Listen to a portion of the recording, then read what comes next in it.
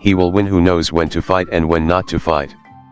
In the midst of chaos, there is also opportunity.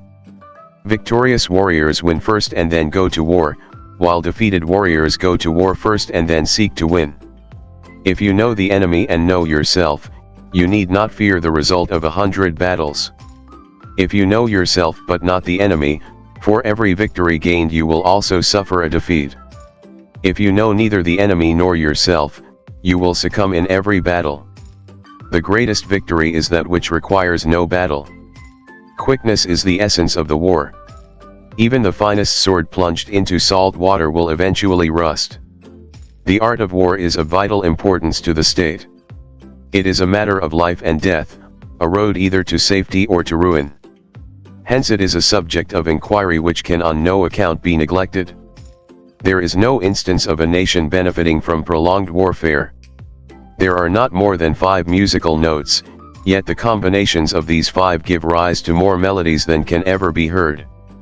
There are not more than 5 primary colors, yet in combination they produce more hues than can ever been seen. There are not more than 5 cardinal tastes, yet combinations of them yield more flavors than can ever be tasted. Who wishes to fight must first count the cost. You have to believe in yourself. Build your opponent a golden bridge to retreat across. One may know how to conquer without being able to do it. What the ancients called a clever fighter is one who not only wins, but excels in winning with ease. The wise warrior avoids the battle. The whole secret lies in confusing the enemy, so that he cannot fathom our real intent. One mark of a great soldier is that he fight on his own terms or fights not at all. If the mind is willing, the flesh could go on and on without many things. He who is prudent and lies in wait for an enemy who is not, will be victorious. Anger may in time change to gladness, vexation may be succeeded by content. But a kingdom that has once been destroyed can never come again into being, nor can the dead ever be brought back to life.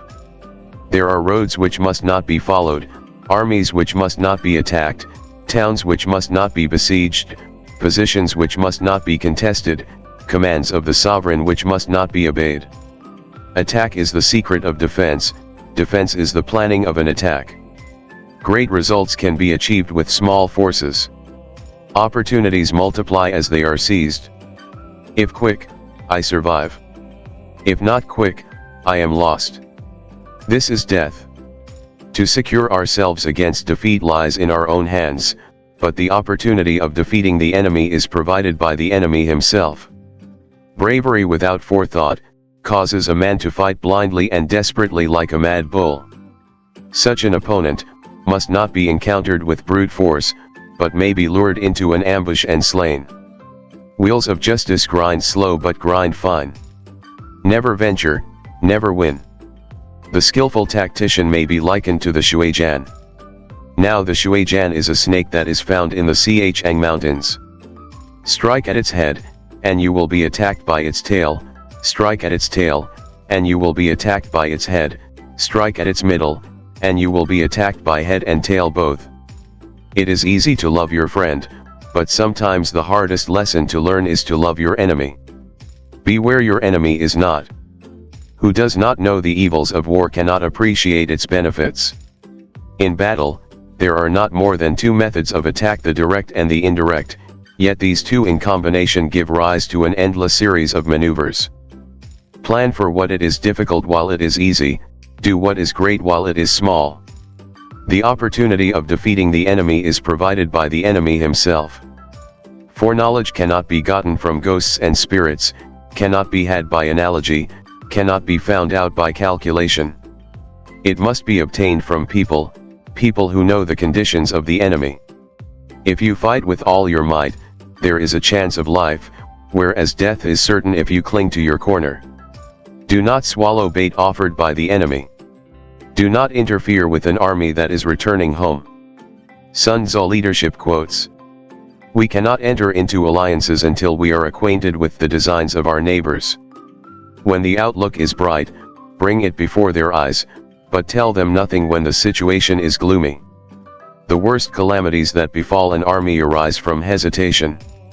If there is disturbance in the camp, the general's authority is weak. Hence that general is skillful in attack whose opponent does not know what to defend, and he is skillful in defense whose opponent does not know what to attack. Those skilled at making the enemy move do so by creating a situation to which he must conform. They entice him with something he is certain to take, and with lures of ostensible profit they await him in strength. Energy may be likened to the bending of a crossbow, decision, to the releasing of a trigger. When your army has crossed the border, you should burn your boats and bridges, in order to make it clear to everybody that you have no hankering after home. There are 5 dangerous faults which may affect a general. 1. Recklessness, which leads to destruction. 2. Cowardice, which leads to capture. 3. A hasty temper, which can be provoked by insults. 4.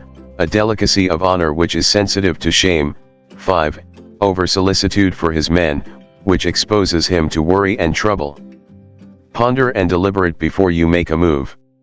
Rewards for good service should not be deferred a single day.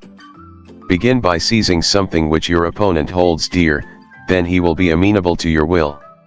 If words of command are not clear and distinct, if orders are not thoroughly understood, then the general is to blame. But, if orders are clear and the soldiers nevertheless disobey, then it is the fault of their officers. If his forces are united, separate them. Move not unless you see an advantage, use not your troops unless there is something to be gained, fight not unless the position is critical. The general who advances without coveting fame and retreats without fearing disgrace, whose only thought is to protect his country and do good service for his sovereign, is the jewel of the kingdom. It is only the enlightened ruler and the wise general who will use the highest intelligence of the army for the purposes of spying, and thereby they achieve great results. If soldiers are punished before they have grown attached to you, they will not prove submissive. And, unless submissive, then will be practically useless. If, when the soldiers have become attached to you, punishments are not enforced, they will still be unless. Convince your enemy that he will gain very little by attacking you, this will diminish his enthusiasm. To fight and conquer in all our battles is not supreme excellence. Supreme excellence consists in breaking the enemy's resistance without fighting. Let your plans be dark and impenetrable as night, and when you move, fall like a thunderbolt. All warfare is based on deception. Hence, when we are able to attack, we must seem unable. When using our forces, we must appear inactive.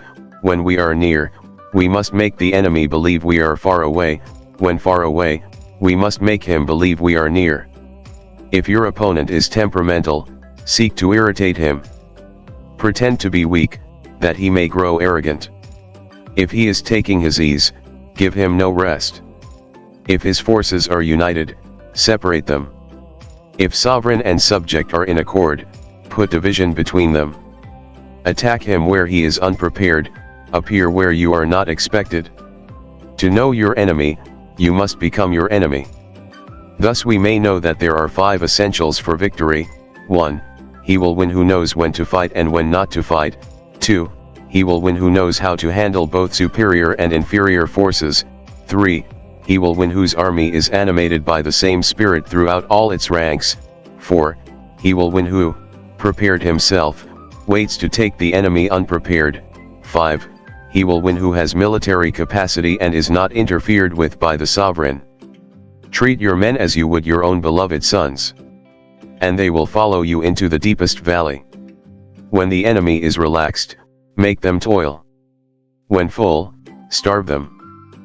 When settled, make them move. So in war, the way is to avoid what is strong, and strike at what is weak. To win 100 victories in 100 battles is not the acme of skill. To subdue the enemy without fighting is the acme of skill. Be extremely subtle even to the point of formlessness. Be extremely mysterious even to the point of soundlessness. Thereby you can be the director of the opponent's fate. Thus the expert in battle moves the enemy, and is not moved by him. Water shapes its course according to the nature of the ground over which it flows. The soldier works out his victory in relation to the foe whom he is facing. The supreme art of war is to subdue the enemy without fighting. Appear weak when you are strong, and strong when you are weak. When one treats people with benevolence, justice, and righteousness, and reposes confidence in them, the army will be united in mind and all will be happy to serve their leaders.